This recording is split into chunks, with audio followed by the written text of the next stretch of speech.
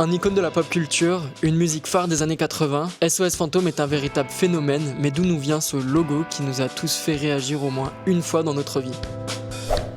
No, that wasn't such a... Well, once they've seen all the machinery and so forth.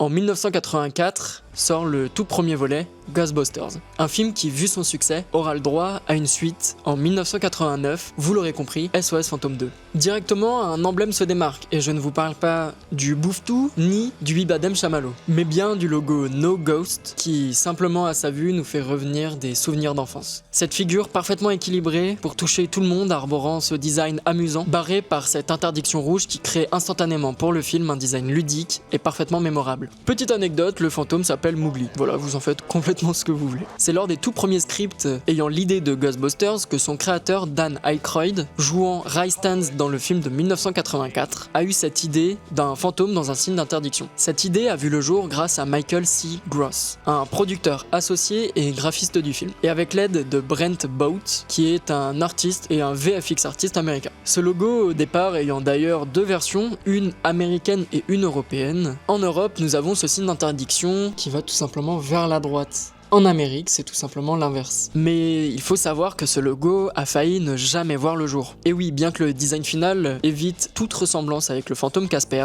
Harvey Famous Cartoon, studio créateur de Casper, a poursuivi Columbia Pictures pour l'utilisation de ce logo, qui représente une ressemblance avec Fatso, un personnage du trio emblématique. Harvey Famous Studio voulait 50 millions d'euros et la destruction de toutes les copies du film de Ghostbusters. Pour notre plus grand bonheur, ce procès a été abandonné en 1986. Une chose qui a propulsé ce logo et qu'il est utilisé pour le titrage du film, mais pas que, il est aussi utilisé comme logo principal de l'entreprise new-yorkaise SOS Fantôme dans le film. Un mélange brillant entre marketing et utilité. Et ça, les fans de la licence en raffolent. Malheureusement, nous perdons cet aspect dans le volume 2 du film. Le logo change et arbore maintenant Mowgli, deux doigts levés et souriant, ce qui n'aurait aucun sens dans le lore du film. Mais alors, pourquoi ce logo marche si bien ? Parce que Michael C. Gross a fait un travail de dingue. Et oui, il a réussi à créer un logo qui se suffit à lui-même. Pas besoin de typographie. On le comprend très simplement grâce à deux choses que l'on connaît très bien, les fantômes et l'interdiction. Et ce logo a su rester le même au fur et à mesure des années, nous prouvant que SOS Fantôme restera pour toujours dans la pop culture